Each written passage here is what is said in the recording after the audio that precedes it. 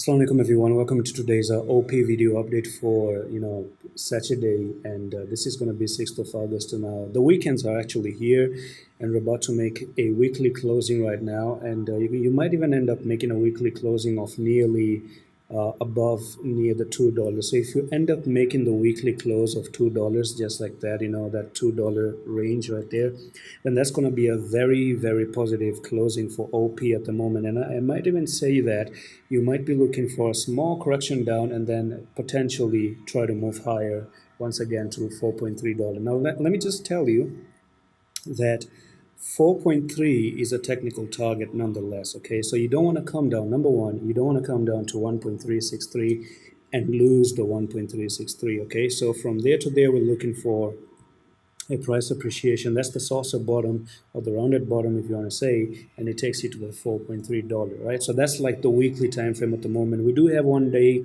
13 hours to close this candlestick, and you might end up, if you do end up closing at $2, that's going to be really positive to move higher, because we know three white soldiers are continuation pattern to move a little bit higher at the moment. So the next thing that I want to talk about is the some sort of a ABC correction that we might be putting in for OP right now. So if I dive into the 4 hour time frame here, I do see an Elliott wave theory and an ABC correction. Okay, so I'm going to bring in the this one as being the first wave there, that one being like the second. Actually, it's going to be like this. This is going to be a first wave right over here.